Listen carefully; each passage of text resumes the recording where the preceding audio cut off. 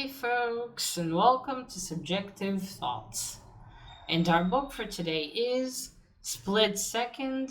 This is the first book in the Sean King and Michelle Maxwell series by David Baldacci. Now we have violence, murder, blood, guns, shooting, kidnapping, assassinations, plotting, secret service. So if you are in any way squeamish, you have been warned. Also, spoilers. Alright, I'll leave the publisher here if I can find it later. I can't see it on the side because there's a sticker, and I need to look thoroughly inside.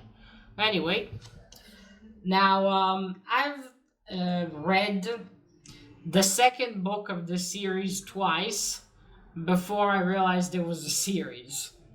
I found the second book at school in the library, but I had it in they had it in the Hebrew translation. And I really loved that book, and I don't remember if it was in school again or maybe after school that after I left school, that I read it again, also in Hebrew.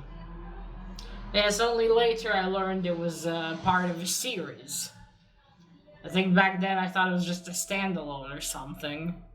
The second book is called Our Game. But yes, once I found out, I thought, one day I should get the first one and the second one to reread the second one again, this time in English. The first time I would read in English. And also see how this whole series started. So this year I finally did. I bought the first book and the second one, which I'll get to soon. Because I really wanted to see how Sean King and Michelle Maxwell have met. Because in the second book, and this is spoilers, they're both private investigators. Which I finally remembered after reading the first book. I wanted to see how they ended up there.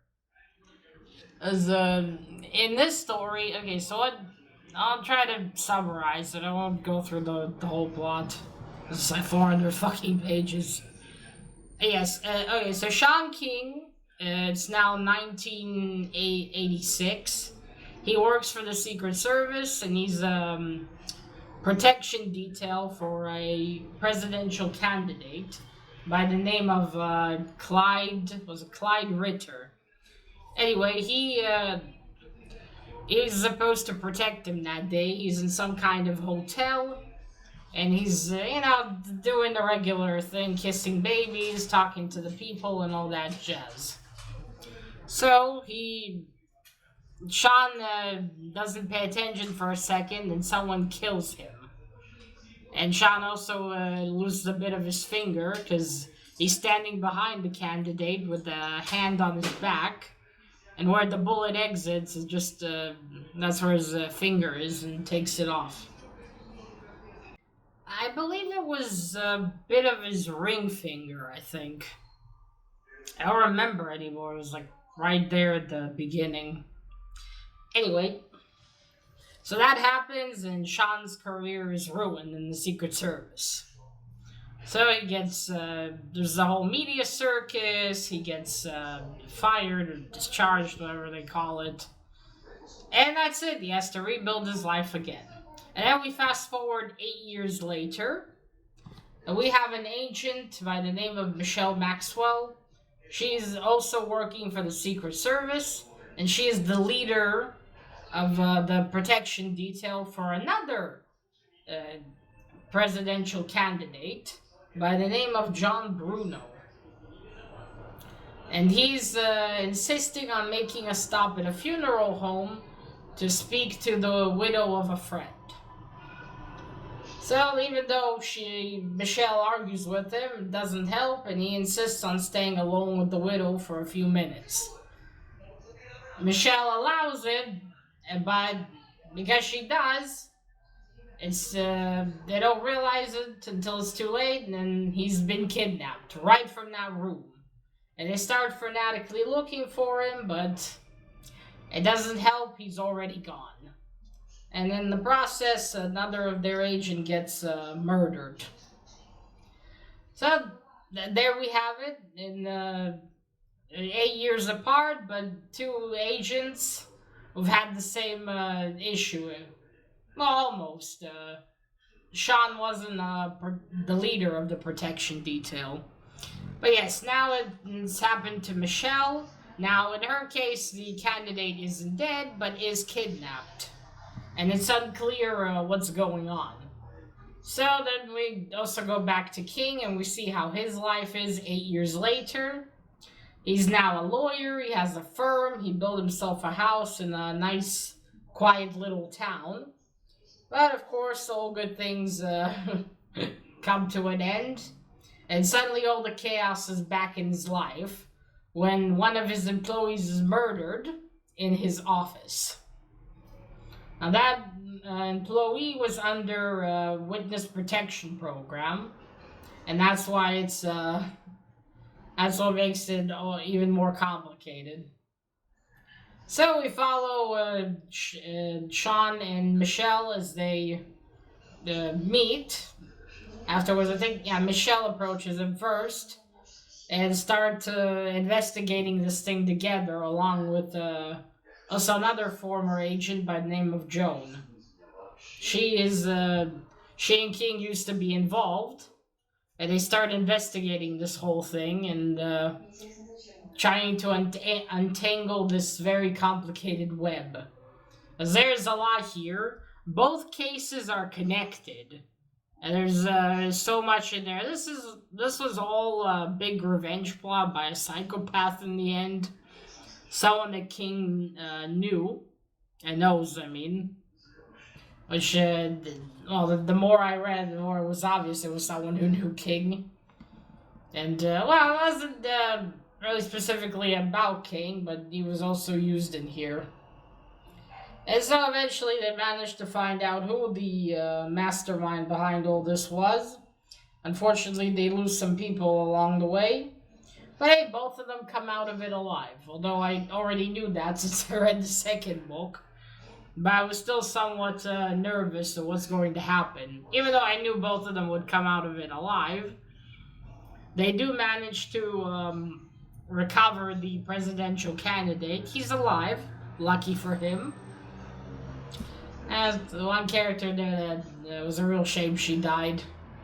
Not what to do. That's life. And you can't have them all live in the books either. That's it. It ends.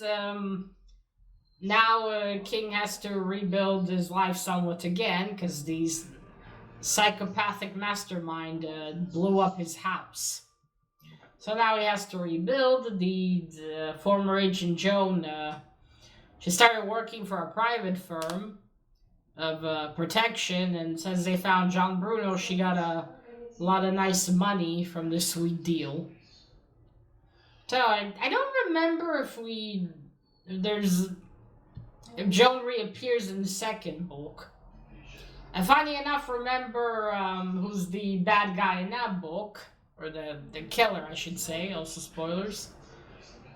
But I don't remember much else, but I do know who the killer is. Funny enough. But yeah, so after everything, Sean and Maxwell meet again. Sean and Michelle. For some reason I call him by his first name and her by her surname. I don't know why. And Michelle and him meet at the ruins of his house. And Michelle makes him a suggestion. He asks, you're going back to work now. Since Bruno was recovered alive, they're going to let her have her job back. But she says, no, I was thinking, let's start an investigation firm. Let's be private investigators, you and me, and we'll call it King and Maxwell. Now, Michelle is one for rushed decisions. That's just how she rolls. Sean is not like that. But he gives it a bit of thought. I mean, at that moment, he's like, all right.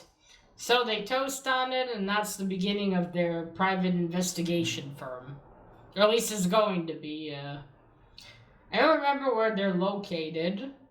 I know they have a firm, so I guess Sean no longer works at his law firm anymore. He actually had his partner that was with him in the law firm want to ditch him after everything. So yes, that's about it. That's what mostly happens. There's just so much happening. It took me a while to finish the book, so I'm not gonna try to even go into too many details because I'm just gonna ramble for 30 minutes. Yes, I really enjoyed reading this. It was nice to see how Sean and Michelle met for the first time, and now I know how they ended up working together and what connected them. So that was. I also forgot what each of them was into and what they were doing before even. Can I wonder? Ah, no, that was actually a different lady. Never mind. So yes, that is the first book of the series. There are five books here, so I do now wonder what happens in the last one. I mean, I know I still haven't even read the second one again or the third one. I do wonder because it was wrapped up. I wonder what's gonna be with these two. Where's their, how's it all gonna wrap up eventually? I'm definitely going to chase down the rest of the books and read them. As I would like to know how this continues. Also, it has been a long time since I read a thriller. I think the last one was really years ago. When I was, I don't know, maybe 15? I'm 28 now, so yeah, that was, it was a really long time ago, I think.